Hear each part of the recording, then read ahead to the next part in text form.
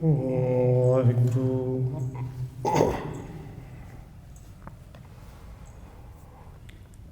ਇੱਕ ਓੰਕਾਰ ਸਤਿਨਾਮ ਕਰਤਾ ਪੁਰਖ ਨਿਰਭਉ ਨਿਰਵੈਰ ਅਕਾਲ ਮੂਰਤ ਅਜੂਨੀ ਸੈਭੰ ਗੁਰ ਪ੍ਰਸਾਦ। ਜਿਤਾ ਜਿਉ ਪਿੰਡ ਸਭ ਤੇਰਾ, ਤੂੰ ਅੰਤਰ ਜਾਮੀ ਪੁਰਖ ਭਗਵਾਨ। ਦਾਸਨ ਦਾਸ ਕਹਿ ਜਨ ਨਾਨਕ, ਜਿਹਾ ਤੂੰ ਕਰਾਹੇ ਤਿਹਾ ਹਉ ਕਰੀ ਵਖਿਆਣ। ਗੁਰ ਨਾਨਕ ਪਦ ਪੰਕਜ ਬੰਧਨ, ਪਾਦ ਪੰਕਜ ਬੰਧਨ। ਸਿਮਰਾਂ ਅੰਗਦ ਦੁਖ ਨਿਕੰਦਨ, ਗੁਰ ਅਮਰਦਾਸ ਹਿਰਦੈ ਨਿਤ ਧਿਆਨ, ਹਿਰਦੈ ਨਿਤ ਧਿਆਨ। ਗੁਰ ਰਾਮਦਾਸ ਗੁਣ ਗਾਵ, ਗੁਰ ਅਰਜਨ ਬਿਘਨ ਕੇ ਨਾਸਕ, ਬਿਘਨ ਕੇ ਨਾਸਕ। ਗੁਰ ਹਰਗੋਬਿੰਦ ਸ਼ੁਭ ਸੁਮਤਿ ਪ੍ਰਕਾਸ਼ਕ। ਸ਼੍ਰੀ ਹਰਿ ਰਾਇ ਨਮੋ ਕਰ ਜੋਰੀ, ਨਮੋ ਕਰ ਜੋਰੀ। ਸ਼੍ਰੀ ਹਰਿ ਕ੍ਰਿਸ਼ਨ ਨਾਮ ਬਾਉਰੀ। ਗੁਰੂ ਤੇਗ ਬਹਾਦਰ ਪਰਮ ਕਿਰਪਾਲਾ ਜੀ, ਪਰਮ ਕਿਰਪਾਲਾ। ਗੁਰ ਗੋਬਿੰਦ ਸਿੰਘ ਬਿਸਾਲਾ, ਤਰੋਂ ਤਾਰਾ ਪਰ ਪੁਨ ਪੁਨ ਸੀਸਾ ਜੀ, ਪੁਨ ਪੁਨ ਸੀਸਾ। ਬੰਦੋਂ ਬਾਰ ਬਾਰ ਜਗਦੀਸ਼ਾ, ਤਰੋਂ ਤਾਰਾ ਪਰ ਪੁਨ ਪੁਨ ਸੀਸਾ ਜੀ, ਪੁਨ ਪੁਨ ਸੀਸਾ। ਬੰਦੋਂ ਬਾਰ ਬਾਰ ਜਗਦੀਸ਼ਾ।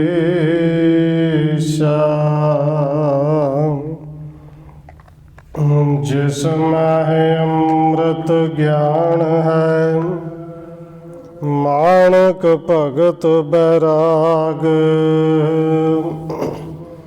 ਸ਼੍ਰੀ ਗੁਰੂ ਗ੍ਰੰਥ ਸਾਹਿਬ ਉਦਦ, ਬੰਦੋਂ ਕਰ ਅਨੁਰਾਗ। ਏਕ ਓੰਕਾਰਾ ਸਤਿਗੁਰੂ, ਜੇ ਪ੍ਰਸਾਦ ਸਚ ਹੋਏ। ਵਾਹਿਗੁਰੂ ਜੀ ਕੀ ਫਤਿਹ ਹੈ, ਬਿਘਨ ਬਿਨਾਸਨ ਸੋਏ। ਏਕ ਓੰਕਾਰਾ ਸਤਿਗੁਰੂ, ਜੇ ਪ੍ਰਸਾਦ ਸਚ ਹੋਏ। ਵਾਹਿਗੁਰੂ ਜੀ ਕੀ ਫਤਿਹ ਹੈ। ਬਿਗਨ ਬਿਨਾਸਨ ਸੋਏ। ਵਾਹਿਗੁਰੂ ਜੀ ਊਚ ਨੀਚ ਜੁਤ ਚਾਰੋ ਵਰਨਾ। ਸੁਣ ਸੁਣ ਹਿਰਦੈ ਬਿਸਮਤਾ ਕਰਨਾ। ਪੂਰਬ ਕਹਿ ਸਮਾਵੈ ਫੇਰ। ਕਰਾ ਮਾਤ ਕੇ ਧਨੀ ਬਡੇਰ।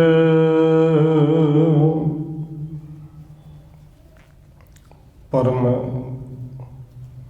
ਸਨਮਾਨਯੋਗ ਸਤਿਗੁਰੂ ਚਵਰ ਛਤਰ ਤਖਤ ਦੇ ਮਾਲਕ ਹਾਜ਼ਰ ਹਜੂਰ ਜਹਰਾ ਜਹੂਰ ਸ਼ਬਦ ਗੁਰੂ ਜੁਗੋਂ ਜੁਗ ਅਟਲ ਸਤਿਗੁਰੂ ਧੰਨ ਸ਼੍ਰੀ ਗੁਰੂ ਗ੍ਰੰਥ ਸਾਹਿਬ ਮਹਾਰਾਜ ਸੱਚੇ ਪਾਤਸ਼ਾਹ ਜੀ ਦੀ ਪਾਵਨ ਪਵਿੱਤਰ ਹਜ਼ੂਰੀ ਅੰਦਰ ਜੁੜ ਬੈਠੇ ਸਤਸੰਗੀ ਜਨੋ, ਆਪ ਜੀ ਵੱਡੇ ਭਾਗਾਂ ਵਾਲੇ ਹੋ ਜੋ ਸਤਿਕਾਰਯੋਗ ਪੂਜਨੀਕ ਧੰਨ ਮਾਤਾ ਰਾਜ ਕੌਰ ਜੀ ਦੇ ਪਾਵਨ ਸਥਾਨ ਗੁਰਦੁਆਰਾ ਮੰਜੀ ਸਾਹਿਬ ਵਿਖੇ ਸ਼ਾਮਾਂ ਦੇ ਦੀਵਾਨਾਂ ਦੀਆਂ ਹਾਜ਼ਰੀਆਂ ਭਰ ਰਹੇ ਹੋ। ਆਓ ਰੋਜ਼ਾਨਾ ਦੀ ਤਰ੍ਹਾਂ ਧੰਨ ਗੁਰੂ ਅੰਗਦ ਦੇਵ ਮਹਾਰਾਜ ਜੀ ਦੀ ਚੱਲ ਰਹੀ ਲੜੀਵਾਰ ਇਤਿਹਾਸ ਕਥਾ ਦੇ ਨਾਲ ਅਗਲੇਰੀ ਸਾਂਝ ਪਾਉਣ ਤੋਂ ਪਹਿਲਾਂ ਅਸੀਸ ਬਖਸ਼ਿਸ਼ ਕਰੋ ਜੀ। ਰਚਨਾ ਨੂੰ ਕਰੋ ਪਵਿੱਤਰ। ਜਿਤਨੇ ਵੀ ਜੁੜ ਬੈਠੇ ਹੋ ਲਵਾਓ ਹਾਜ਼ਰੀ ਆਖੋ ਜੀ। ਵਾਹਿਗੁਰੂ ਜੀ ਕਾ ਖਾਲਸਾ, ਵਾਹਿਗੁਰੂ ਜੀ ਕੀ ਫਤਿਹ। ਊਚ ਨੀਚ ਜੁਤ ਚਾਰੋ ਵਰਨਾ। ਸੁਣ ਸੁਣ ਹਿਰਦੈ ਬਿਸਮਤਾ ਕਰਨਾ। ਕਵਿਰਾਜ ਕਵੀ ਸੰਤੋਖ ਸਿੰਘ ਜੀ ਅੱਗੇ ਲਿਖ ਰਹੇ ਨੇ ਕਿ ਜਿਵੇਂ ਪਿੱਛੇ ਅਧਿਆਇ ਨੰਬਰ 26 ਦੇ ਵਿੱਚ ਵਰਣਨ ਕੀਤਾ ਗਿਆ ਹੈ, ਧੰਨ ਗੁਰੂ ਅੰਗਦ ਦੇਵ ਜੀ ਗੋਬਿੰਦਵਾਲ ਸਾਹਿਬ ਗਏ ਨੇ, ਧੰਨ ਬਾਬਾ ਅਮਰਦਾਸ ਜੀ ਨੂੰ ਮਿਲੇ ਨੇ, ਉੱਥੋਂ ਵਾਪਸ ਖਡੂਰ ਸਾਹਿਬ ਆਏ ਔਰ ਵਿਚਾਰ ਬਣਾਈ ਹੁਣ ਇਸ ਤਨ ਨੂੰ ਸਰੀਰ ਨੂੰ ਛੱਡ ਕੇ ਚਲੇ ਜਾਣਾ ਚਾਹੀਦਾ ਹੈ। ਸਾਈਂ ਦੀ ਸੱਦ ਆ ਗਈ ਹੈ। ਇਹ ਸਾਰੀਆਂ ਸੰਗਤਾਂ ਦੇ ਵਿੱਚ ਗੁਰੂ ਸਾਹਿਬ ਜੀ ਨੇ ਹੁਕਮ ਕਰ ਦਿੱਤਾ ਕਿ ਭਈ ਇਸ ਸਰੀਰ ਛੱਡ ਕੇ ਚਲੇ ਜਾਣਾ ਹੈ। ਹੁਣ ਅੱਗੇ ਕਵੀ ਸੰਤੋਖ ਸਿੰਘ ਜੀ ਲਿਖਦੇ ਨੇ ਕਿ ਇਹ ਜਿਨ੍ਹਾਂ ਨੇ ਫਿਰ ਸੁਣਿਆ। ਊਚ ਨੀਚ ਜੁਤ ਚਾਰੋ ਵਰਨਾ। ਸੁਣ ਸੁਣ ਹਿਰਦੈ ਬਿਸਮਤਾ ਕਰਨਾ। ਸਿੱਖ ਬੜੇ ਬਿਸਮਾਤ ਵਿੱਚ ਸਨ, ਹੈਰਾਨ ਸਨ। ਜਿਹੜਾ ਵੀ ਸੁਣਦਾ ਸੀ, ਚਾਹੇ ਕੋਈ ਜਾਤ ਕਰਕੇ ਲੋਕ ਉਹਨਾਂ ਨੂੰ ਉੱਚਾ ਕਹਿੰਦੇ ਸਨ, ਚਾਹੇ ਕੋਈ ਨੀਵਾਂ ਸੀ, ਚਾਰੇ ਵਰਣਾਂ ਦੇ ਲੋਕ, ਚਾਹੇ ਕੋਈ ਖੱਤਰੀ ਸੀ, ਬ੍ਰਾਹਮਣ ਸੀ, ਕੋਈ ਸ਼ੂਦਰ ਸੀ, ਕੋਈ ਵੈਸ ਸੀ, ਜਿਹੜਾ ਵੀ ਸੁਣਦਾ ਸੀ, ਸੁਣ ਕੇ ਇੱਕ ਤਾਂ ਇਸ ਗੱਲੋਂ ਹੈਰਾਨ ਹੁੰਦਾ ਸੀ ਕਿ ਗੁਰੂ ਸਾਹਿਬ ਜੀ ਨੇ ਜੋਤੀ ਜੋਤ ਸਮਾਉਣਾ ਹੈ, ਉਹਨਾਂ ਨੇ ਚਲੇ ਜਾਣਾ ਹੈ। ਤੇ ਹੈਰਾਨ ਇਸ ਗੱਲੋਂ ਵੀ ਹੁੰਦੇ ਸਨ ਕਿ ਪੂਰਬ ਕਹਿ ਸਮਾਵੈ ਫੇਰ। ਕਰਾ ਮਾਤ ਕੇ ਧਨੀ ਵਡੇਰ। ਕੇ ਗੁਰੂ ਸਾਹਿਬ ਜੀ ਪਹਿਲੋਂ ਕਹਿ ਦਿੰਦੇ ਨੇ ਕਿ ਅਸੀਂ ਸਰੀਰ ਛੱਡ ਜਾਣਾ ਹੈ ਤੇ ਫਿਰ ਸਰੀਰ ਛੱਡ ਕੇ ਸਮਾਉਂਦੇ ਨੇ। ਕਿਉਂਕਿ ਧੰਨ ਗੁਰੂ ਨਾਨਕ ਦੇਵ ਸੱਚੇ ਪਾਤਸ਼ਾਹ ਜੀ ਨੇ 5 ਦਿਨ ਪਹਿਲੋਂ ਕਹਿ ਦਿੱਤਾ ਸੀ, 5 ਦਿਨ ਪਹਿਲੋਂ ਗੁਰਤਾ ਗੱਦੀ ਦੇ ਦਿੱਤੀ ਸੀ ਕਿ ਅਸੀਂ ਜੋਤੀ ਜੋਤ ਸਮਾ ਜਾਣਾ ਹੈ। ਹੁਣ ਧੰਨ ਗੁਰੂ ਅੰਗਦ ਦੇਵ ਜੀ ਵੀ ਉਹ ਕਰਾਮਾਤ ਦੇ ਵਿੱਚ ਇੰਨੇ ਵਡੇਰ ਨੇ, ਇੰਨੇ ਵੱਡੇ ਨੇ ਕਿ ਉਹਨਾਂ ਨੂੰ ਪਹਿਲੋਂ ਪਤਾ ਹੈ ਅਸੀਂ ਸਰੀਰ ਛੱਡ ਕੇ ਚਲੇ ਜਾਣਾ। ਸਿੱਖਾਂ ਨੂੰ ਕਹਿ ਵੀ ਦਿੱਤਾ ਹੈ। ਜਹ ਕਹਿ ਸਿੱਖ ਬਹੁ ਸੁਣ ਸੁਣੇ ਆਵੈ। ਦਰਸੇ ਸਤਿਗੁਰ ਬਹੁਰ ਸਮਾਵੈ। ਜਿੱਥੋਂ ਕਿੱਥੋਂ ਤੱਕ ਸਿੱਖ ਸੁਣਦੇ ਨੇ, ਜਦੋਂ ਸੁਣਦੇ ਨੇ ਉਸੇ ਵੇਲੇ ਖਡੂਰ ਸਾਹਿਬ ਨੂੰ ਭੱਜੇ ਆਉਂਦੇ ਨੇ ਕਿ ਸਤਿਗੁਰੂ ਜੀ ਦੇ ਜਾ ਕੇ ਦਰਸ਼ਨ ਕਰੀਏ। ਪਹਿਲੋਂ ਜਾ ਕੇ ਦਰਸ਼ਨ ਕਰ ਲਈਏ, ਉਹਨਾਂ ਨੇ ਫਿਰ ਜੋਤੀ ਜੋਤ ਸਮਾ ਜਾਣਾ ਹੈ। ਅਪਰ ਲੋਕ ਅਵਲੋਕਨ ਕਾਰਨ। ਆਵੇਂ ਕਰਤੇ ਸੋ ਜਸ ਉਚਾਰਨ। ਸਿੱਖ ਤੇ ਹੁੰਦੇ ਹੀ ਨੇ। ਔਰ ਕਵੀ ਰਾਜ ਕਹਿੰਦੇ ਨੇ ਅਪਰ ਲੋਕ ਜਿਹੜੇ ਸਿੱਖ ਨਹੀਂ ਨੇ, ਜਦੋਂ ਉਹ ਵੀ ਸੁਣਦੇ ਨੇ ਕਿ ਸਤਿਗੁਰੂ ਧੰਨ ਗੁਰੂ ਅੰਗਦ ਦੇਵ ਜੀ ਨੇ, ਉਹ ਕਹਿੰਦੇ ਨੇ ਅਸੀਂ ਜੋਤੀ ਜੋਤ ਸਮਾ ਜਾਣਾ, ਸਰੀਰ ਛੱਡ ਜਾਣਾ ਹੈ। ਉਹ ਵੇਖਣ ਵਾਸਤੇ ਹੁੰਦੇ ਨੇ ਕਿ ਜੋ ਕੁਛ ਕਹਿੰਦੇ ਨੇ ਇਹਨਾਂ ਸੱਚਮੁੱਚ ਸਰੀਰ ਛੱਡ ਜਾਣਾ ਹੈ। ਸੁਣ ਸ੍ਰੀ ਅਮਰ ਅਧਿਕ ਅਕੁਲਾਏ, ਨਹਿ ਪਹੁੰਚੇ ਟਿਕ ਬਿਨਾ ਬੁਲਾਏ। ਹੁਣ ਧੰਨ ਬਾਬਾ ਅਮਰਦਾਸ ਜੀ, ਉਹ ਵੀ ਜਾਣ ਗਏ, ਖਬਰ ਉਹਨਾਂ ਨੂੰ ਵੀ ਮਿਲ ਗਈ। ਬੜੇ ਵਿਆਕੁਲ ਨੇ ਕਿ ਗੁਰੂ ਸਾਹਿਬ ਨੇ ਜੋਤੀ ਜੋਤ ਸਮਾ ਜਾਣਾ ਹੈ, ਪਰ ਮੈਂ ਖਡੂਰ ਸਾਹਿਬ ਜਾ ਵੀ ਨਹੀਂ ਸਕਦਾ। ਗੁਰੂ ਸਾਹਿਬ ਦਾ ਹੁਕਮ ਆਉਣਾ ਵੀ, ਜਦੋਂ ਤੱਕ ਉਹ ਬੁਲਾਉਣ ਨਾ ਮੈਂ ਜਾ ਨਹੀਂ ਸਕਦਾ। ਤੇ ਹੁਣ ਖਬਰ ਮਿਲ ਗਈ, ਹੁਣ ਰੁਕਿਆ ਵੀ ਨਹੀਂ ਜਾ ਸਕਦਾ, ਕਿਵੇਂ ਰੁਕਾਂ। ਘਟੇ ਕਲਪ ਸਮ ਬੀਤ ਹੈ ਤਾਹੀਂ, ਕਰਤੇ ਆਰਾਧਨ ਬਹੁ ਮਨ ਮਾਹੀ। ਹੁਣ ਕਵੀ ਸੰਤੋਖ ਸਿੰਘ ਨੇ ਇੱਥੇ ਉਦਾਹਰਣ ਦਿੱਤੀ ਕਿ ਬਾਬਾ ਅਮਰਦਾਸ ਜੀ ਦੀ ਹੁਣ ਇੱਕ ਘੜੀ ਜਿਹੜੀ ਹੈ ਨਾ, ਇਸ ਤਰ੍ਹਾਂ ਬਤੀਤ ਹੁੰਦੀ ਜਿਵੇਂ ਇੱਕ ਕਲਪ ਦਾ ਸਮਾਂ ਹੋ ਗਿਆ ਹੋਵੇ। ਔਰ ਥੋੜ੍ਹੀ ਜਿਹੀ ਬੇਨਤੀ ਕਰਦੇ, ਕਲਪ ਕੀ ਹੈ? ਇਹ ਮੰਨਿਆ ਜਾਂਦਾ ਕਿ 4 ਯੁੱਗਾਂ ਦੀ ਇੱਕ ਚੌਂਕੜੀ ਹੈ। 4 ਯੁੱਗ ਕਦੋਂ ਕੁ ਪੂਰੇ ਹੁੰਦੇ ਨੇ? 4 ਯੁੱਗਾਂ ਦੀ ਇੱਕ ਚੌਂਕੜੀ, ਫਿਰ 4 ਚੌਂਕੜੀਆਂ ਹੋਣ ਤੇ ਇੱਕ ਕਲਪ ਬਣਦਾ। ਇਹ ਕਹਿ ਲਈਏ ਕਿ 16 ਯੁੱਗ। ਇੱਕ ਇੱਕ ਘੜੀ ਇਸ ਤਰ੍ਹਾਂ ਲੱਗਦੇ ਹੈ ਜਿਵੇਂ ਇੱਕ ਇੱਕ ਕਲਪ 16 ਯੁੱਗ ਦੇ ਵਿੱਚ ਬੀਜਦੀ ਹੋਵੇ। ਇੰਨੇ ਵਿਆਕੁਲ ਹੋਏ ਨੇ। ਕਰਤੇ ਆਰਾਧਨ ਬਹੁ ਮਨ ਮਾਹੀ। ਔਰ ਲਗਾਤਾਰ ਧੰਨ ਗੁਰੂ ਅੰਗਦ ਦੇਵ ਜੀ ਦੀ ਆਰਾਧਨਾ ਕਰ ਰਹੇ ਨੇ। ਸਤਿਗੁਰੂ ਜੀ ਕਿਰਪਾ ਕਰੋ, ਹੁਕਮ ਭੇਜੋ, ਮੈਂ ਦਰਸ਼ਨਾਂ ਨੂੰ ਆਵਾਂ। ਸ੍ਰੀ ਅੰਗਦ ਲਾਗੇ ਅੰਤਰਜਾਮੀ, ਪਟਿਓ ਕਾਰਨ ਸਿੱਖ ਤਪ ਸੁਆਮੀ। ਔਰ ਧੰਨ ਗੁਰੂ ਅੰਗਦ ਦੇਵ ਜੀ ਕਿਉਂਕਿ ਅੰਤਰਜਾਮੀ ਨੇ, ਆਪਣੇ ਸਿੱਖ, ਆਪਣੇ ਦਾਸ, ਔਰ ਜਿਹੜਾ ਆਨੰਦ ਪਿਆਰਾ ਹੈ ਜਿਹਦੇ ਵਿੱਚ ਆਪਣੀ ਜੋਤ ਹੀ ਟਿਕਾ ਦਿੱਤੀ ਹੈ, ਉਹਨਾਂ ਦੇ ਅੰਦਰ ਦੀਆਂ ਜਾਣਦੇ ਨੇ ਕਿ ਉਹ ਬੜੇ ਬਿਹਬਲ ਹੋਏ ਨੇ। ਧੰਨ ਬਾਬਾ ਅਮਰਦਾਸ ਜੀ ਨੂੰ ਬੁਲਾਉਣ ਵਾਸਤੇ ਇੱਕ ਸਿੱਖ ਨੂੰ ਭੇਜ ਦਿੱਤਾ ਕਿ ਜਾਓ ਭਾਈ ਬੁਲਾ ਕੇ ਲਿਆਓ। ਸਾਦਰ ਜਾਏ ਅਵਾਹਣ ਕੀਨੇ, ਸੁਣਤ ਚੱਲਿਓ ਜਲ ਸੋ ਦ੍ਰਿਕ ਪੀਨੇ। ਸਿੱਖ ਪਹੁੰਚਿਆ ਗੋਇੰਦਵਾਲ ਸਾਹਿਬ, ਹੱਥ ਜੋੜ ਕੇ ਬੜੇ ਸਤਿਕਾਰ ਨਾਲ ਕਿਹਾ ਹੈ ਕਿ ਅਮਰਦਾਸ ਜੀ ਆਪ ਜੀ ਨੂੰ ਗੁਰੂ ਸਾਹਿਬ ਜੀ ਨੇ ਬੁਲਾਇਆ ਹੈ। ਔਰ ਧੰਨ ਬਾਬਾ ਅਮਰਦਾਸ ਜੀ ਤੇ ਉਡੀਕ ਹੀ ਕਰ ਰਹੇ ਸਨ। ਉਸੇ ਵੇਲੇ ਅੱਖਾਂ ਦੇ ਵਿੱਚੋਂ ਜਲ ਭਰ ਆਇਆ ਤੇ ਛੇਤੀ ਦੇ ਨਾਲ ਕਹਿੰਦੇ ਚੱਲ ਫਟਾਫਟ ਚੱਲੀਏ। ਤਾਤ ਕਾਲ ਗੋਰੇ ਦਰਸ਼ਨ ਕਰਿਓ, ਤੋਰਨ ਕਰਤੇ ਚਰਨ ਪਰ ਪਰਿਓ। ਛੇਤੀ ਛੇਤੀ ਦੇ ਨਾਲ ਚੱਲੇ ਤੇ ਤਤਕਾਲ ਜਿੰਨਾ ਛੇਤੀ ਹੋ ਸਕਿਆ 4 ਕੋਹ ਦਾ ਪੈਂਡਾ ਤੈਅ ਕਰਕੇ ਖਡੂਰ ਸਾਹਿਬ ਆ ਗਏ। ਆਉਂਦਿਆਂ ਨਾਲ ਸਿੱਧਾ ਧੰਨ ਗੁਰੂ ਅੰਗਦ ਦੇਵ ਜੀ ਦੇ ਚਰਨਾਂ ਤੇ ਟਹਿ ਪਏ। ਦਰਵੇ ਬਿਲੋਚਨ ਤੇ ਜਲ ਤਹਾਰਾ, ਮਨੋ ਪ੍ਰੇਮ ਕੋ ਛੁਟਿਓ ਫੁਹਾਰਾ। ਅੱਖਾਂ ਦੇ ਵਿੱਚੋਂ ਜਲ ਬਹਿ ਤੁਰਿਆ। ਉਰੇ ਪਾਣੀ ਨਹੀਂ ਸੀ, ਜਲ ਨਹੀਂ ਸੀ। ਇਹ ਤੇ ਇਸ ਤਰ੍ਹਾਂ ਸੀ ਜਿਵੇਂ ਪ੍ਰੇਮ ਦਾ ਫੁਹਾਰਾ ਛੁੱਟਿਆ ਹੋਇਆ। ਵਿਆਕੁਲ ਪਰਮ ਜਾਨ ਕਰ ਦਾਸਾ, ਸ੍ਰੀ ਅੰਗਦ ਮੁਖ ਬਾਕ ਪ੍ਰਕਾਸ਼ਾ। ਤੇ ਆਪਣੇ ਸੇਵਕ, ਆਪਣੇ ਦਾਸ ਬਾਬਾ ਅਮਰਦਾਸ ਜੀ ਨੂੰ ਵਿਆਕੁਲ ਹੋਇਆ ਵੇਖ ਕੇ ਧੰਨ ਗੁਰੂ ਅੰਗਦ ਸਾਹਿਬ ਜੀ ਨੇ ਫਿਰ ਬਚਨ ਕੀਤੇ। ਸੁਣ ਪੁਰਖਾ ਪੂਰਨ ਤੁਮ ਗਿਆਨ, ਪਰਮ ਧਾਮ ਮੈਂ ਕਰੂੰ ਪਿਆਨ। ਸਤਿਗੁਰੂ ਕਹਿੰਦੇ ਨੇ, ਪੁਰਖਾ ਤੁਹਾਨੂੰ ਪੂਰਨ ਗਿਆਨ ਹੈ, ਬ੍ਰਹਮ ਦਾ ਗਿਆਨ ਹੈ, ਔਰ ਮੈਂ ਕਿਤੇ ਦੂਰ ਨਹੀਂ ਚੱਲਿਆ, ਪਰਮ ਧਾਮ ਦੇ ਵਿੱਚ ਚੱਲਿਆ, ਜਿਹੜਾ ਸਾਡਾ ਅਸਲ ਘਰ ਹੈ। ਸੱਚਖੰਡ ਨੂੰ ਪਿਆਨਾ ਕਰ ਰਿਹਾ ਹੈ। ਹਰਖ ਸੋਗ ਮਨ ਮਹਿ ਨਹਿ ਕੋ, ਤੂੰ ਪ੍ਰਤੱਖਿਆ ਰੂਪ ਮਮ ਹੋਊ। ਸਤਿਗੁਰੂ ਜੀ ਕਹਿੰਦੇ ਨੇ, ਸਾਡੇ ਅੰਦਰ ਕਿਸੇ ਤਰ੍ਹਾਂ ਦੀ ਕੋਈ ਖੁਸ਼ੀ ਗਮੀ ਨਹੀਂ। ਸਰੀਰ ਛੱਡ ਕੇ ਜਾਣਾ ਹੈ, ਖੁਸ਼ੀ ਤੇ ਗਮੀ ਕਹਿੰਦੀ। ਤੇ ਪ੍ਰਤੱਖ ਰੂਪ ਦੇ ਵਿੱਚ ਭਾਈ ਪੁਰਖਾ ਤੂੰ ਸਾਡਾ ਰੂਪ ਹੈ। ਤੇ ਸਾਡਾ ਰੂਪ ਜੇ ਸਾਨੂੰ ਖੁਸ਼ੀ ਗਮੀ ਨਹੀਂ, ਦਾ ਮਤਲਬ ਤੁਹਾਨੂੰ ਵੀ ਖੁਸ਼ੀ ਗਮੀ ਨਹੀਂ ਹੋਣੀ ਚਾਹੀਦੀ। ਤੁਹਾਨੂੰ ਪੂਰਨ ਗਿਆਨ ਹੈ। ਦੇਹ ਅਸਤ ਗਿਆਨੀ ਜਗ ਐਸੇ, ਭਰਿਓ ਕੁੰਭ ਸਾਗਰ ਰਹਿ ਜੈਸੇ। ਸਤਿਗੁਰੂ ਕਹਿੰਦੇ ਨੇ, ਤੁਹਾਡੇ ਕੋਲ ਤੇ ਬ੍ਰਹਮ ਦਾ ਗਿਆਨ ਹੈ, ਪੂਰਨ ਗਿਆਨ ਹੈ। ਤੇ ਜਿਹੜੇ ਗਿਆਨਵਾਨ ਲੋਕ ਹੁੰਦੇ ਨੇ ਨਾ, ਪੁਰਸ਼ ਹੁੰਦੇ ਨੇ, ਉਹ ਇਸ ਗੱਲ ਨੂੰ ਸਮਝਦੇ ਨੇ ਕਿ ਜਿਵੇਂ ਘੜੇ ਦੇ ਵਿੱਚ ਪਾਣੀ ਭਰਿਆ ਹੋਵੇ ਤੇ ਉਸ ਘੜੇ ਨੂੰ ਸਾਗਰ ਦੇ ਵਿੱਚ, ਸਮੁੰਦਰ ਵਿੱਚ ਛੱਡ ਦਈਏ। ਘੜੇ 'ਚ ਪਾਣੀ ਤੇ ਪਹਿਲਾਂ ਭਰਿਆ ਸੀ, ਹੁਣ ਘੜੇ ਦਾ ਪਾਣੀ ਤੇ ਸਮੁੰਦਰ ਦਾ ਪਾਣੀ ਅੱਡ ਤੇ ਨਹੀਂ ਨਾ, ਪਾਣੀ ਤਾਂ ਇੱਕੋ ਹੀ ਹੋ ਗਿਆ, ਪਰ ਉਹਦੇ ਵਿੱਚ ਘੜਾ ਜ਼ਰੂਰ ਹੁੰਦਾ ਹੈ। ਬਸ ਇਹ ਸਰੀਰ ਉਸ ਘੜੇ ਦੀ ਤਰ੍ਹਾਂ, ਘੜਾ ਖਾਲੀ ਹੈ। ਘੜਾ ਉਸ ਸਮੁੰਦਰ ਵਿੱਚ ਅੰਦਰੋਂ ਜਿਹੜਾ ਅੰਦਰ ਦੀ ਆਤਮਾ ਹੈ, ਉਹ ਜਲ ਰੂਪੀ ਆਤਮਾ, ਉਹ ਜਲ ਦੇ ਵਿੱਚ ਜਲ ਮਿਲ ਗਿਆ ਹੈ, ਉਹ ਜੋਤ ਵਿੱਚ ਜੋਤ ਮਿਲ ਗਈ ਹੈ। ਘਟ ਫੂਟੇ ਜਲ ਸੋ ਜਲ ਮਿਲੈ, ਤਨ ਤਜ ਗਿਆਨੀ ਬ੍ਰਹਮ ਸੋ ਰਲੈ।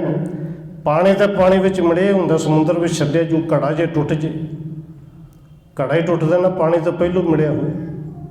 ਬਸ ਇਹ ਸਰੀਰ ਤੇ ਘੜਾ ਹੀ ਹੈ, ਔਰ ਮਿੱਟੀ ਦੇ ਘੜੇ ਰੱਬ ਨੇ, ਇਹ ਜਿਹੜੇ ਘੜੇ ਨੇ ਇਹ ਜ਼ਰੂਰ ਇੱਕ ਦਿਨ ਸਭ ਦਾ ਟੁੱਟਣਾ ਹੈ। ਆਵਣ ਨਹਿ ਮੇਰੂ ਨਹਿ ਜਾਵੂੰ, ਪਰਮਾਤਮ ਨੇ ਜੇ ਰੂਪ ਸਮਾਵੂੰ। ਧੰਨ ਗੁਰੂ ਅੰਗਦ ਦੇਵ ਜੀ ਕਹਿੰਦੇ ਨੇ, ਭਾਈ ਪੁਰਖਾਂ ਮੇਰਾ ਤੇ ਇਸ ਸੰਸਾਰ ਤੇ ਆਉਣਾ ਹੀ ਨਹੀਂ ਹੋਇਆ, ਮੈਂ ਸੰਸਾਰ ਤੇ ਥੋੜ੍ਹੀ ਆਇਆ, ਨਾ ਹੀ ਕਿਤੇ ਜਾਣਾ ਹੈ। ਇਸ ਸੰਸਾਰ ਤੇ ਸਰੀਰ ਹੀ ਆਇਆ ਸੀ, ਸਰੀਰ ਨੇ ਚਲੇ ਜਾਣਾ ਹੈ। ਕੌਣ ਆਇਆ ਸੰਸਾਰ ਤੇ? ਕੋਈ ਵੀ ਨਹੀਂ। ਜਾਣਾ ਕਿੰਨੇ? ਕੋਈ ਵੀ ਨਹੀਂ। ਸਰੀਰ ਆਇਆ, ਸਰੀਰ ਚਲੇ ਜਾਣਾ। ਅਸੀਂ ਤਾਂ ਪਰਮ ਜੋਤ, ਪਰਮ ਪਰਮਾਤਮਾ ਦੀ ਆਤਮਾ ਰੂਪ ਜੋਤ ਉਹਦੇ ਵਿੱਚ ਮਿਲੇ ਹੋਏ ਆ। ਜਿਉਂਦਿਆਂ ਵੀ ਸਰੀਰ ਕਰਕੇ ਸਰੀਰ ਨਹੀਂ ਰਹਿਣਾ, ਤਾਂ ਅਸੀਂ ਤਾਂ ਨਾ ਕਿਤੇ ਆਏ ਤੇ ਨਾ ਜਾਣਾ ਹੈ। ਪੁਨ ਸਿੱਖਿਆਨ ਸੋ ਗਿਰਾ ਉਚਾਰੇ, ਉਠਾ ਨੂੰ ਕਾਗਰ ਭਰ ਬਾਰੇ। ਇਹਨਾਂ ਕਹਿ ਕੇ ਗੁਰੂ ਸਾਹਿਬ ਨੇ ਸਿੱਖਾਂ ਨੂੰ ਕਿਹਾ ਕਿ ਭਾਈ ਸਿੱਖੋ ਜਾਓ, ਛੇਤੀ ਦੇ ਨਾਲ ਜਾਓ, ਗਾਗਰ ਇੱਕ ਪਾਣੀ ਦੀ ਭਰ ਕੇ ਲਿਆਓ। ਔਰ ਅੱਜ ਇਸ ਗਾਗਰ ਦੇ ਨਾਲ ਧੰਨ ਗੁਰੂ ਅੰਗਦ ਦੇਵ ਜੀ ਨੇ ਇਸ਼ਨਾਨ ਆਪ ਨਹੀਂ ਕਰਨਾ, ਤੇ ਕਿਹਨੂੰ ਕਰਾਉਣਾ ਹੈ ਜੀ? ਅਮਰਦਾਸ ਇਸ਼ਨਾਨ ਕਰਾਵੋ, ਸਭ ਸੰਗਤ ਕੋ ਮੇਲ ਕਰਾਵੋ। ਕਹਿੰਦੇ ਜਲ ਲਿਆ ਕੇ ਅਮਰਦਾਸ ਜੀ ਦਾ ਇਸ਼ਨਾਨ ਕਰਾਓ, ਨਵੇਂ ਬਸਤਰ ਪਵਾਓ, ਤੇ ਸਾਰੀ ਸੰਗਤ ਨੂੰ ਬੁਲਾ ਲਓ, ਸਾਰੀ ਸੰਗਤ ਨਾਲ ਇਹਨਾਂ ਦਾ ਮੇਲ ਵੀ ਕਰਵਾਉਣਾ ਹੈ। ਦੋਨੋਂ ਪੁੱਤਰ ਹਕਾਰਨ ਕਰੋ, ਮਮ ਤਿਆਰੇ ਹੈ ਦੇਰ ਨਾ ਧਰੋ। ਸਤਿਗੁਰੂ ਜੀ ਕਹਿੰਦੇ ਨੇ, ਭਾਈ ਮੇਰੇ ਦੋਵੇਂ ਪੁੱਤਰਾਂ ਨੂੰ ਬੁਲਾ ਲਓ। ਧੰਨ ਗੁਰੂ ਅੰਗਦ ਦੇਵ ਜੀ ਦੋਵੇਂ ਪੁੱਤਰ, ਬਾਬਾ ਦਾਤੂ ਜੀ, ਬਾਬਾ ਦਾਸੂ ਜੀ। ਤੇ ਇਹਦੇ ਵਿੱਚ ਦੇਰ ਨਾ ਕਰੋ, ਹੁਣ ਸਾਡੀ ਬਸ ਤਿਆਰੀ ਹੈ, ਅਸੀਂ ਚਲੇ ਜਾਣਾ ਹੈ। ਸੰਸਕਾਰਨ ਕੇ ਸੋਚ ਵਿਸਾਲਾ, ਕਰੋ ਇਕੱਤਰ ਸਕਲ ਤਤਕਾਲਾ। ਕੁਝ ਸਿੱਖ ਜਾਓ। ਸੰਸਕਾਰ ਕਰਨ ਦਾ ਜਿਹੜਾ ਸਾਜੋ ਸਮਾਨ ਹੈ, ਲੱਕੜਾਂ ਵਗੈਰਾ, ਉਹ ਵੀ ਇਕੱਠੀਆਂ ਕਰਕੇ ਰੱਖੋ, ਉਹਦੇ ਵਿੱਚ ਵੀ ਦੇਰ ਨਾ ਕਰੋ। ਪੈਸੇ ਪੰਚ ਨਲੇਰ ਆਨਾਵੋ, ਫੂਲਣ ਮਾਲ ਵਿਸਾਲ ਬਣਾਵੋ। ਸਤਿਗੁਰੂ ਜੀ ਕਹਿੰਦੇ ਨੇ, 5 ਪੈਸੇ ਤੇ ਨਾਰੀਅਲ ਵੀ ਮੰਗਾ ਲਓ ਭਾਈ, ਇੱਕ ਹਾਰ ਵੀ ਮੰਗਾ ਲਓ। ਇੱਥੇ ਕਵਿਰਾਜ ਨੇ ਇਹ ਅਧਿਆਇ ਖਤਮ ਕੀਤਾ ਹੈ। ਅਗਲਾ 27ਵਾਂ ਅਧਿਆਇ ਇੱਥੋਂ ਸ਼ੁਰੂ ਕਰਦੇ ਹਨ, ਫਿਰ ਲਿਖਦੇ ਨੇ। ਦੋਹਰਾ ਸ੍ਰੀ ਗੁਰ ਅੰਗਦ ਕੀ ਸੁਣੀ, ਆਇਸ ਸਿੱਖ ਸਮਸਤ। ਕਹਿੰਦੇ ਸਾਰੇ ਸਿੱਖਾਂ ਨੇ ਧੰਨ ਗੁਰੂ ਅੰਗਦ ਸਾਹਿਬ ਜੀ ਦੀ ਇਹ ਆਗਿਆ ਸੁਣੀ, ਜਿਵੇਂ ਜਿਵੇਂ ਆਗਿਆ ਕੀਤੀ, ਹੁਕਮ ਕੀਤਾ। ਬਿਸਮਤ ਹੋਏ ਲਾਗੇ ਕਰਨ, ਪੂਜੇ ਕਰੇ ਨਮਸਤ। ਕਹਿੰਦੇ ਨਾਲੇ ਸਿੱਖ ਹੈਰਾਨ ਹੁੰਦੇ ਨੇ, ਹੈਰਾਨ ਹੁੰਦਿਆਂ ਜਿਹੜਾ ਜਿਹੜਾ ਕੰਮ ਜਿਹੜੇ ਸਿੱਖਾਂ ਨੂੰ ਕਿਹਾ, ਉਹ ਸਾਰੇ ਕਰਨ ਲੱਗ ਗਏ। ਕੋਈ ਨਾਰੀਅਲ ਤੇ ਘੜਾ ਲੈਣ ਗਿਆ, 5 ਪੈਸੇ ਲੈਣ ਗਿਆ, ਕੋਈ ਸੰਸਕਾਰ ਦਾ ਸਾਜੋ ਸਮਾਨ ਇਕੱਠਾ ਕਰ ਰਿਹਾ ਹੈ, ਕੋਈ ਫੁੱਲਾਂ ਦਾ ਇੰਤਜ਼ਾਮ ਕਰ ਰਿਹਾ ਹੈ। ਔਰ ਸਾਰੇ ਨਮਸਕਾਰ ਕਰਦੇ ਹੋਏ ਗੁਰੂ ਸਾਹਿਬ ਦੇ ਹੁਕਮ ਨੂੰ ਮੰਨਦੇ, ਹੈਰਾਨ ਹੁੰਦੇ।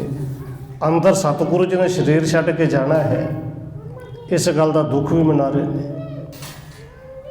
ਤਬ ਸ੍ਰੀ ਅਮਰ ਠਾਨ ਇਸ਼ਨਾਨਾ, ਨੰਮਰ ਹੋਏ ਕਰ ਨਿਕਟ ਮਹਾਨਾ। ਕਹਿੰਦੇ ਉਹਨੇ ਨੂੰ ਧੰਨ ਸ਼੍ਰੀ ਅਮਰਦਾਸ ਜੀ ਨੇ ਇਸ਼ਨਾਨ ਕਰ ਲਿਆ ਹੈ, ਨਵੇਂ ਬਸਤਰ ਪਾ ਕੇ ਸਤਿਗੁਰੂ ਦੇ ਚਰਨਾਂ ਵਿੱਚ ਆ ਕੇ ਨਮਸਕਾਰ ਕੀਤੀ। ਬੈਠੇ ਬੰਦਨ ਕਰ ਪਦ ਕੰਜ, ਆਨ ਮਿਲੇ ਸੰਗਤ ਸਭ ਪੁੰਜ। ਧੰਨ ਸ਼੍ਰੀ ਅਮਰਦਾਸ ਜੀ ਨਮਸਕਾਰ ਕਰਕੇ ਗੁਰੂ ਸਾਹਿਬ ਦੇ ਚਰਨਾਂ 'ਚ ਬੈਠ ਗਏ ਨੇ। ਇਹਨਾਂ ਨੂੰ ਸੰਗਤ ਵੀ ਤਕਰੀਬਨ ਸਾਰੀ ਆ ਗਈ, ਜਿੱਥੋਂ ਤੱਕ ਸਿਨੇਹਾ ਪਹੁੰਚਿਆ ਸੀ। ਵੇਚ ਬਿਰਾਜੇ ਸਤਿਗੁਰੂ ਬੈਸੇ, ਸਭ ਗ੍ਰਹਿ ਮੈਂ ਸੂਰਜ ਹੋਏ ਜੈਸੇ। ਹੁਣ ਧੰਨ ਗੁਰੂ ਅੰਗਦ ਦੇਵ ਮਹਾਰਾਜ ਜੀ ਸਾਰਿਆਂ ਦੇ ਵਿੱਚ ਬੈਠੇ ਹੋਏ ਬਿਰਾਜਮਾਨ ਹੋਏ ਸ਼ੋਭ ਰਹੇ ਨੇ।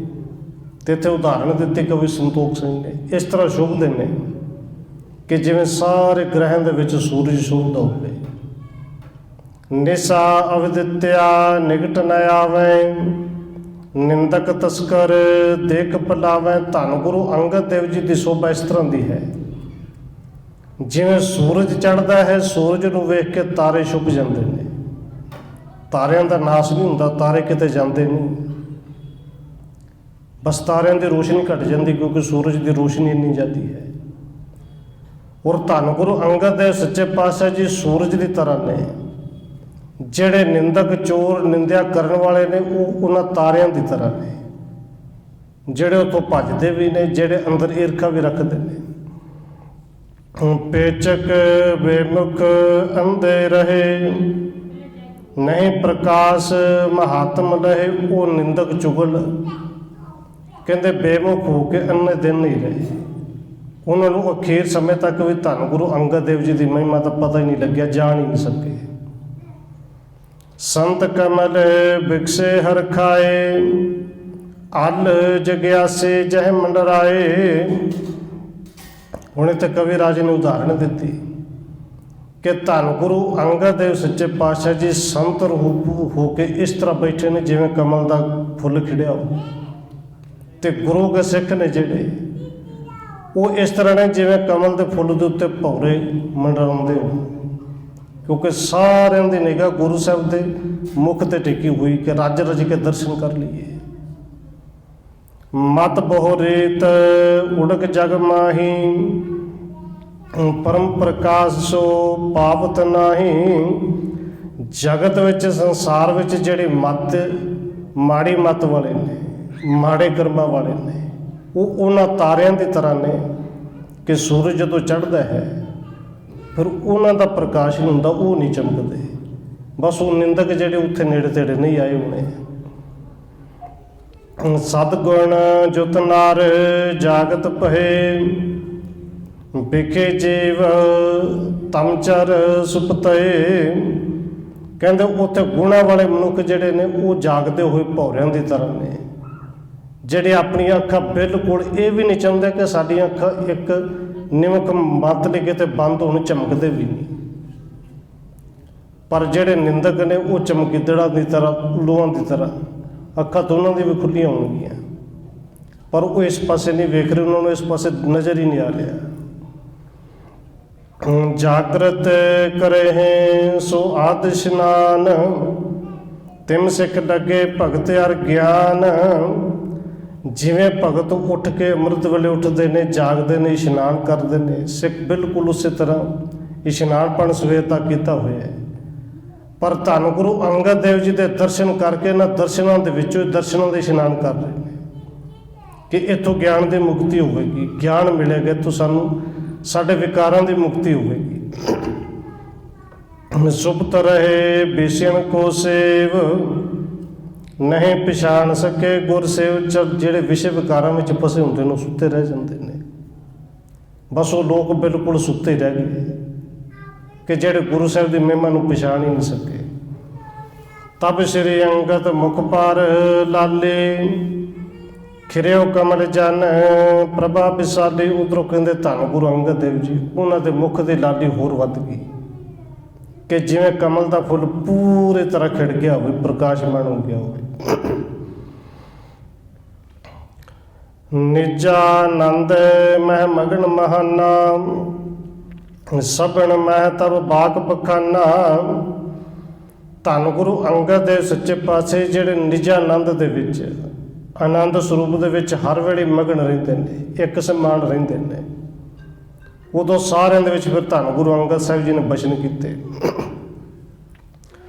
ਸੁਣ ਪੁਰਖਾ ਸ੍ਰੀ ਅਮਰ ਸੋ ਪਿਆਰੇ, ਅਬ ਤੁਮ ਬੈਠੋ ਥਾਨ ਹਮਾਰੇ। ਸਤਿਗੁਰੂ ਧੰਨ ਗੁਰੂ ਅੰਗਦ ਦੇਵ ਜੀ ਕਹਿੰਦੇ ਨੇ ਬਾਬਾ ਅਮਰਦਾਸ ਜੀ ਨੂੰ, ਹੇ ਪੁਰਖਾ, ਹੇ ਅਮਰਦਾਸ ਜੀ, ਅੱਜ ਤੋਂ ਹੁਣ ਤੋਂ ਤੁਸੀਂ ਥੱਲੇ ਨੇ ਤੇ ਮੇਰੀ ਥਾਂ ਤੇ ਆ ਕੇ ਬੈਠੋ।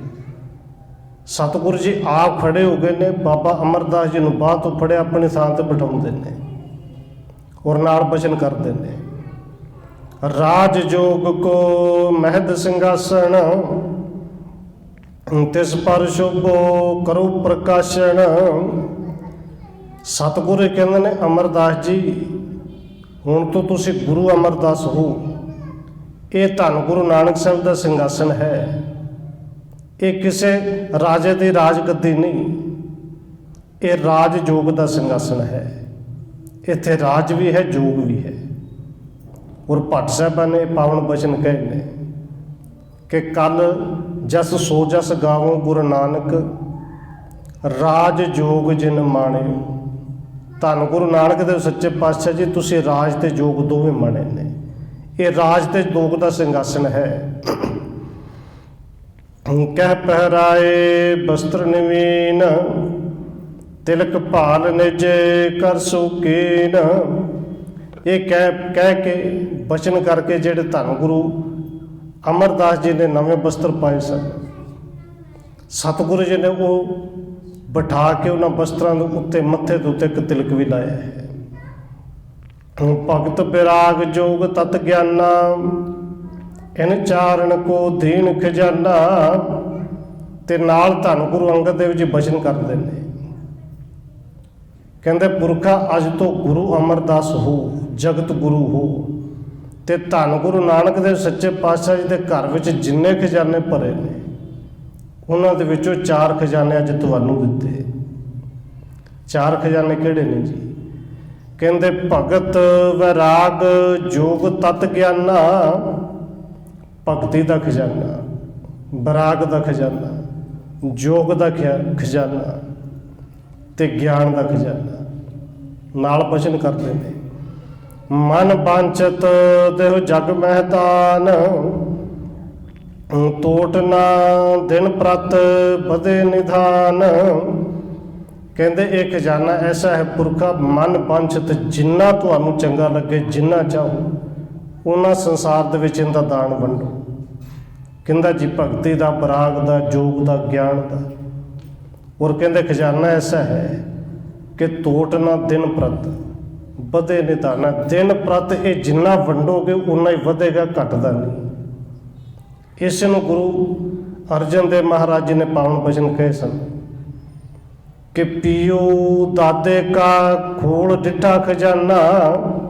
ਤੇ ਉਹ ਖਜ਼ਾਨਾ ਇਹ ਸੀ ਨਾ ਜੀ, ਗੁਣਾਂ ਦਾ ਖਜ਼ਾਨਾ, ਗਿਆਨ ਦਾ ਖਜ਼ਾਨਾ। ਤੇ ਇਸ ਖਜ਼ਾਨੇ ਨੂੰ ਫਿਰ ਕਿਹਾ ਸੀ ਉਸ ਸ਼ਬਦ ਵਿੱਚ ਕਿ ਖਜ਼ਾਨਾ ਵੀ ਐਸਾ ਹੈ, ਟੋਟ ਨ ਆਵੇ ਵਧ ਦੋ ਜਾਈ, ਖਾਵੇ ਖਰਚਾ ਰਲ ਮਿਲ ਭਾਈ। ਟੋਟ ਨ ਆਵੇ ਵਧ ਦੋ ਜਾਈ, ਕਿ ਐਸਾ ਖਜ਼ਾਨਾ ਇਹਨਾਂ ਗੁਣਾਂ ਨੂੰ ਤੇ ਜਿੰਨਾ ਖਾਈਏ, ਜਿੰਨਾ ਵੰਡੀਏ, ਉਨੇ ਜ਼ਿਆਦਾ ਵੱਧਦਾ ਹੈ। ਤਾਰਕ ਮੰਤਰ ਸਭਨ ਪਰਛਾਇਆ, ਵਾਹਿਗੁਰੂ ਮੁਖ ਜਪ ਜਪਾਇਆ। ਉਸ ਵੇਲੇ ਤਾਰਨ ਵਾਲਾ ਜਿਹੜਾ ਮੰਤਰ ਹੈ ਤੇ ਉਹ ਜੰਤਰ ਮੰਤਰ ਹੋਰ ਨਹੀਂ, ਵਾਹਿਗੁਰੂ ਮੰਤਰ, ਵਾਹਿਗੁਰੂ ਗੁਰ ਮੰਤਰ ਹੈ ਜਿਹੜਾ ਸਾਰਿਆਂ ਦੀ ਜ਼ਬਾਨ ਉੱਤੇ, ਦਿਲ ਉੱਤੇ, ਦਿਲੋਂ ਦਿਮਾਗ ਉੱਤੇ ਛਾਇਆ ਪਿਆ ਸੀ। ਹਰ ਕਿਸੇ ਦੇ ਮੁਖ ਦੇ ਵਿੱਚ ਵਾਹਿਗੁਰੂ ਸੀ, ਅੰਦਰ ਵਾਹਿਗੁਰੂ ਸੀ, ਕੰਨਾਂ ਤੋਂ ਵਾਹਿਗੁਰੂ ਸੁਣ ਰਿਹਾ ਸੀ। ਠੰਡੇ ਤੋਹੇ ਅਗਰ ਨੌ ਨਿਤ, ਦੂਜੇ ਦਿਸ ਪਿੱਖ ਅਸ਼ਟ ਦਸੋ ਸਿੱਧ। ਤੇ ਜਿੱਥੇ ਧੰਨ ਗੁਰੂ ਅਮਰਦਾਸ ਮਹਾਰਾਜ ਜੀ, ਉਹਨਾਂ ਦੇ ਅੰਦਰ ਸਾਰਾ ਮੰਤਰੋ ਛਾਇਆ ਹੈ ਵਾਹਿਗੁਰੂ ਵਾਲਾ, ਉੱਥੇ ਗੁਰੂ ਅੰਗਦ ਦੇਵ ਜੀ ਕਿਰਪਾ ਕਰ ਰਹੇ ਨੇ ਕਿ ਗੁਰੂ ਅਮਰਦਾਸ ਜੀ ਸਾਹਮਣੇ ਦੇਖੋ, ਠਾਂਡੇ ਤੋਹੇ ਅਗਰ ਨੌ ਨਿਧ। ਇਹ 9 ਨਿਧੀਆਂ ਤੁਹਾਡੇ ਸਾਹਮਣੇ ਖੜੀਆਂ ਨੇ, ਹੱਥ ਜੋੜ ਕੇ ਤੁਹਾਡੇ ਚਰਨਾਂ 'ਚ ਬੈਠੀਆਂ ਨੇ। ਦੂਜੇ ਦਿਸ ਪਿੱਖ ਅਸ਼ਟ ਦਸੋ ਸਿੱਧ। ਦੇ ਦੂਜੇ ਪਾਸੇ ਧਿਆਨ ਮਾਰੋ, ਗੁਰੂ ਸਾਹਿਬ ਜੀ ਵਿਖਾ ਰਹੇ ਨੇ ਕਿ ਇਹ 18 ਸਿੱਧੀਆਂ ਨੇ, ਇਹ ਹੱਥ ਜੋੜ ਕੇ ਤੁਹਾਡੇ ਦੂਸਰੇ ਚਰਨਾਂ 'ਚ ਬੈਠੀਆਂ ਨੇ। ਸਨਮੁਖ ਖਰੇ ਲక్ష్ਮੀ ਤੇਰੇ, ਸੁਰ ਗੰਧਰਵ ਕਿੰਨਰ ਗਨ ਹੇਰੇ। ਸਤਿਗੁਰੂ ਜਦੋਂ ਵਿਖਾਉਂਦੇ ਨੇ, ਕਹਿੰਦੇ ਭਾਈ ਸਾਹਮਣੇ ਦੇਖ, ਇਹ ਲక్ష్ਮੀ ਤੇਰੇ ਸਾਹਮਣੇ ਹੱਥ ਜੋੜ ਕੇ ਖੜੀ ਹੈ, ਇਹ ਦੇਵਤੇ, ਗੰਧਰਵ, ਕਿੰਨਰ ਜਿੰਨੇ ਨੇ ਸਾਰੇ ਤੁਹਾਡੇ ਅੱਗੇ ਹੱਥ ਜੋੜ ਕੇ ਖੜੇ ਨੇ। ਵਿਦਿਆ ਤਰ ਆਦਿਕ ਸਭ ਆਏ, ਆਗਿਆਕਾਰੇ ਤੁਮ ਸੁਲਦਾਏ। ਸਤਿਗੁਰੂ ਜੀ ਕਹਿੰਦੇ ਨੇ ਜਿੰਨੇ ਇਹ ਵਿਦਿਆ ਧਰ ਨਾਮੀ ਦੇਵਤੇ ਨੇ, ਆ ਦੇਖੋ ਸਾਰੇ ਆਏ ਨੇ, ਹੱਥ ਜੋੜ ਕੇ ਖੜੇ ਨੇ।